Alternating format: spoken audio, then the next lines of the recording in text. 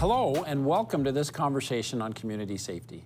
I'm Giles, Mayor of Mesa. With me today is Mesa Police Chief Ken Cost. Welcome and thank you for joining me, Chief Cost. We're very fortunate to have a great police chief. Public safety has to be the #1 priority in any community. I'm very proud of how Mesa's public safety teams are leaders when it comes to implementing best practices. We appreciate the confidence and the support of our voters who've ensured Mesa has the resources to keep our public safety teams trained and equipped with the tools they need to do their jobs effectively.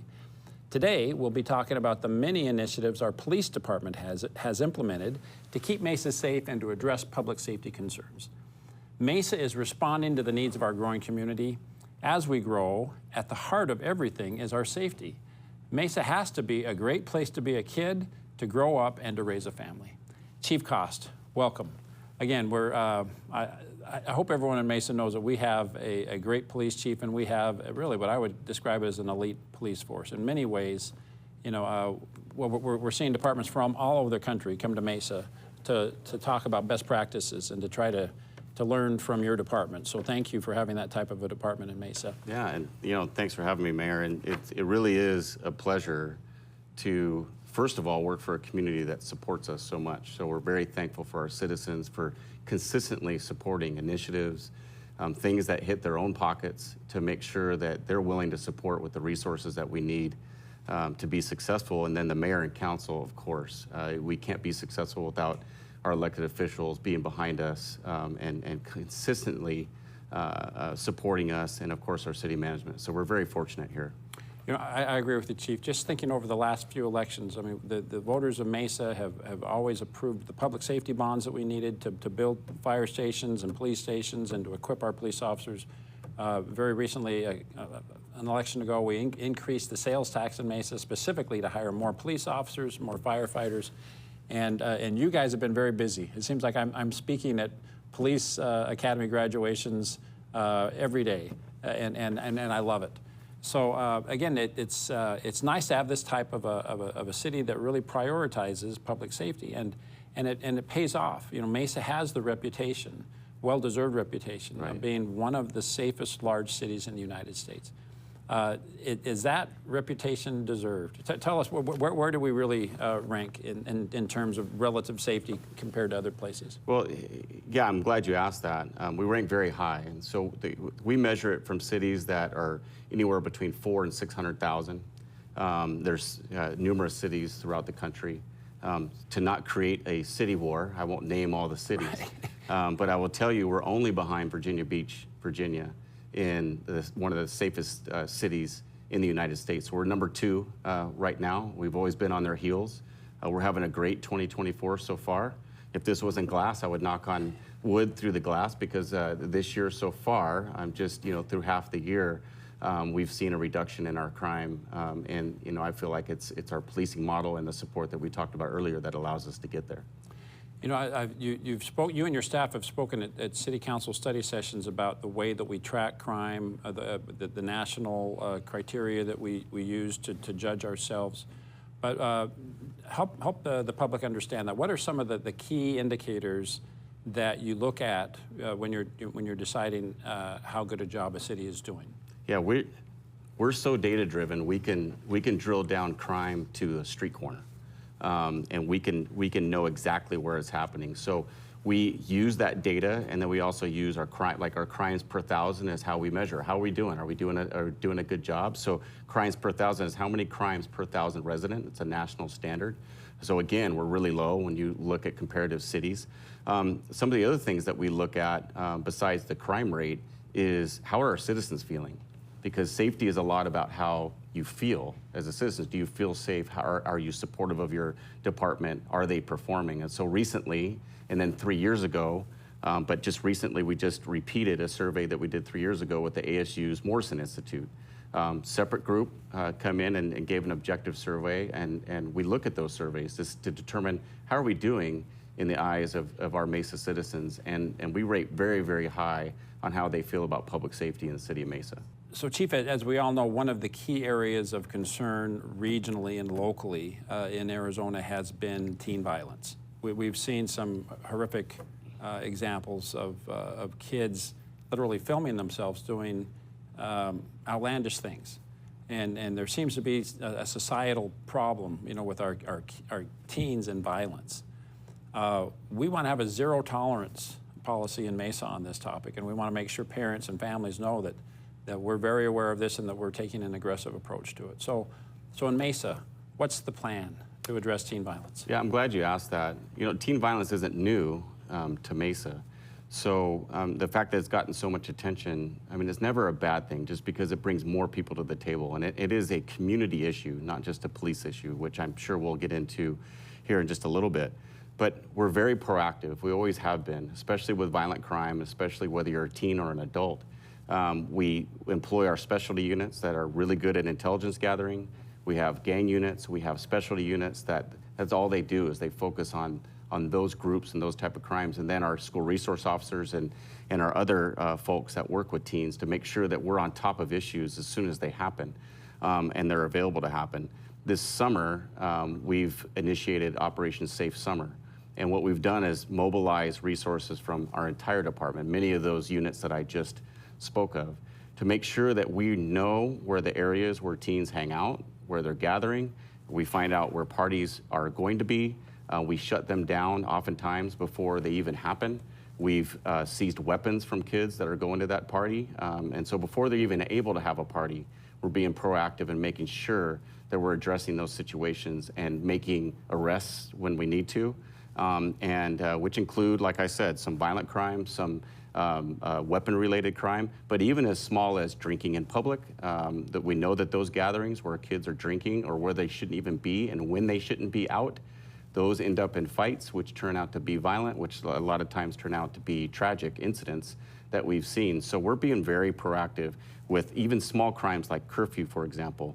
We'll cite juveniles out after curfew, out there a lot of time. And what's interesting in the city of Mesa is we have a city code that allows us to hold the parents accountable for allowing their kids to stay out after curfew. So let's talk a little bit more about that, because it seems like parents play a critical role in this. So what is the law in Mesa when it comes to teenage curfew, and what role would you encourage parents? What do parents need to be aware of, and what risks do parents take if they are ignoring this responsibility they have? Yeah, absolutely.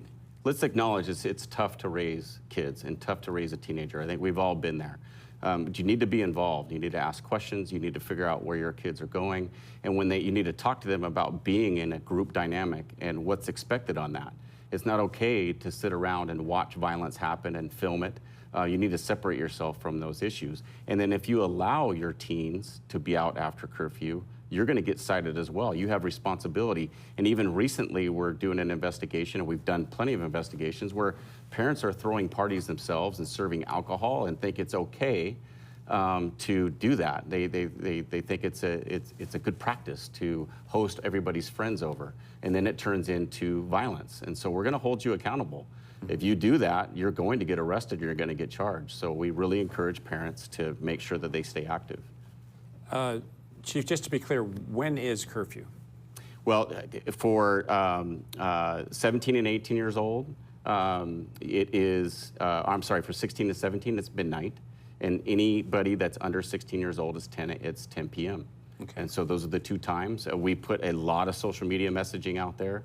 We've got a lot of PSAs out there, public service announcements, talking to our youth and to our parents and educating them on what the curfew law is. Mm-hmm. It's basically you know where your kid's at, and we're really putting a lot of attention out there. Mm-hmm. So everybody in Mesa knows that this is something that we're looking at. Okay, and what is a parent's what's a parent's liability? If I've got a 16-year-old and it's 1 o'clock in the morning, and I'm indifferent to them being in my house, what is their exposure and what is the parent's exposure? Well, you could both get cited. The exposure is that you're liable for your kid. If you knowingly let them out after those hours, you're going to be cited. You're going to go to city court, okay, just like your son or daughter, and you're going to be held account to the judge. And similarly, what's the responsibility with regard to alcohol? If I want to be the cool parent, and have a keg at my teenage kid's party, what risks am I taking? Well, there's a litany of risks. I mean, just Yeah. from the misdemeanor alcohol violations to you serve a young person alcohol, and let's say tragedy happens and they go out and they get an accident and they get injured or worse, you could be held liable for everything that happens to those children that you've decided to give alcohol to, trying to be the cool parent. Sure. Chief, you mentioned just a minute ago that one of the big partners that we have in teen violence, addressing this problem, is our school districts. So what are the efforts that Mesa Police Department is making in partnership with in Mesa we have Gilbert Public Schools, Mesa Public Schools, Queen Creek Public Schools in the southeast, and also parts of Higley. So what are we doing to work with those school districts to be partners? Because it seems like a lot of this crime either has a tie to what's going on at school sometimes. Well, I'll tell you, and it's not because we're sitting at the same table and I'm trying to kiss up to the host, but it starts at the top. So you just recently, and we all met with every superintendent from all those school districts that you named, and you took a proactive approach to have this conversation about teen violence and where are we going to go with this. Dr. Andy Fortas from Mesa is a great partner, and we've linked up with all the other superintendents to start a program, a collaborative group of the Teen Violence Committee. And so this Juvenile Teen Violence Committee, they have met already 3 times. And so this is, like we were talking about before, a true community problem. You have the school districts, you have juvenile probation, you have the courts, you have outreach programs, you have all of these entities get in a room together as a think tank and start coming up with solutions. And what we can't forget is the kids have to be involved in that as well. So Mesa had hosted Hacktivate, for example. So you're talking 110, 120 kids. I know you're not only well aware of it, but you went and spoke to those young folks. They can help us solve problems. So they're going to be brought in to help be problem solvers in this, because it can't just be a bunch of adults and elected officials and everybody else talking about solutions. You got to get the kids involved. So working with them and our school resource officers, I can't say enough about them, Mayor. A lot of people just think, oh, they're just there to prevent crime at the school or God forbid, the horrible school shootings. It's more than that. They're part of the curriculum. They're teaching in the schools. They're connecting with our kids. They're breaking the barrier down between these uniforms and the human being behind them, and they're having those connections. And then our programs like our Spark program, where we're getting kids in elementary school to interact with our officers and to engage. Our youth leadership academies, which are folks that are 13 to 18 years old. They just got done finishing. What a fantastic group, a great cross-section of our entire community. So it's those type of outreach programs that are really gonna make the difference, and being quiet for a little bit, listen to these kids, and then and really enact policies and procedures to tackle this teen violence issue that's become a problem. I really appreciate the way that your department has engaged with teenagers. Some of the programs you've talked about where literally you're bringing kids into the police training facilities, you're talking to them about a career in law enforcement. I mean, there's a lot of dialogue that's going on, and the school resource officers. When I was a kid, we did not have, there was not a uniformed officer on campus that we had a relationship with, and so a lot of these things are very are great changes, very good initiatives that I really appreciate you being a champion for those. But Mesa is a big city, right? We're not immune to the problems that big cities have, and and occasionally, and crime happens here. As I don't know why I'm telling you that, but the thing that I'm proud of in Mesa, when something bad happens, as inevitably it will, you are really good at solving crimes. Talk to us a little bit about how good you guys are at solving crimes. I'm throwing you a curve. This was not a question. No, I think it's great. That's but perfect. Things like the real-time crime center. Yeah. I think if somebody steals a car in Mesa, they need to know that they're going to get caught, and they're going to get caught pretty quickly. Oh, absolutely. And even in serious crimes as well. We've got one of the best crime labs in the state. So again, when something bad happens, it seems like you make an arrest very quickly. What are some of the technology that you bring to bear, or some of the crime-fighting tools that you use to be such an overachieving police department? This is something that we're just really proud about, and it's almost 20 years in the making as far as our crime-fighting model, and something that when you talk about best practice, that I get that I'm a homer, but I promise you that we're looked at throughout not just the region but the country. When you talk about measuring and clearance rates. So how many arrests do we make off of serious crimes?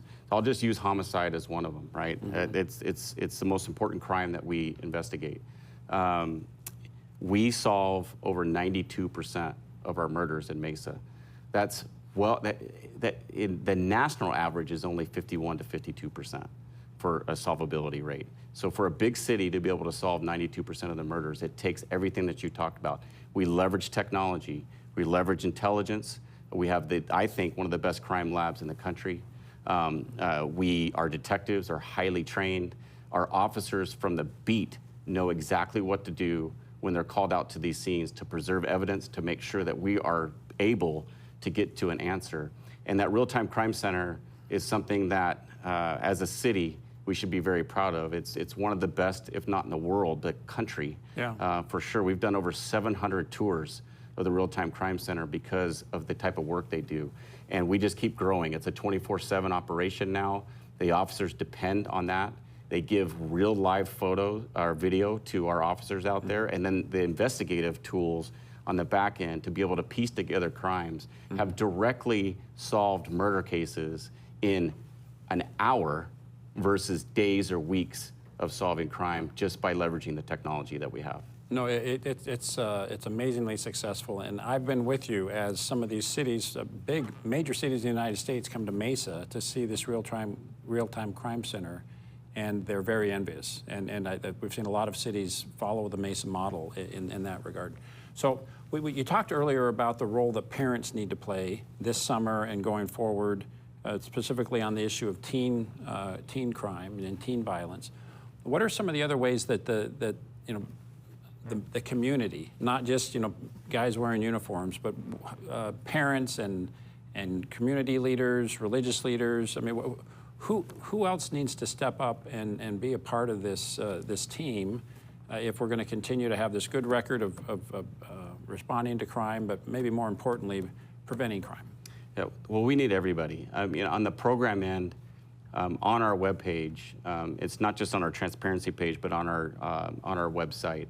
We have a community engagement division. You can go to that website, and we have so many different programs that you can get involved in, whether it's the Community Engagement Academy, whether you're helping us.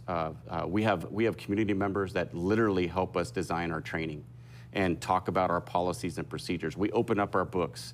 We're fully transparent. That's not a buzzword for us, fully transparent to our community. So we need folks to be engaged in that endeavor. And sometimes it's hard to get people to engage in that matter. So that would be my call to action to the community is get involved. There's a lot of things that you can do to be involved. And we really appreciate the folks that have stepped up. And then just day to day, it's really being observant. It's really being protective of this community that we all love. We talked about a place to raise your kids, to bring a business, to be able to go outside and take your dog for a walk.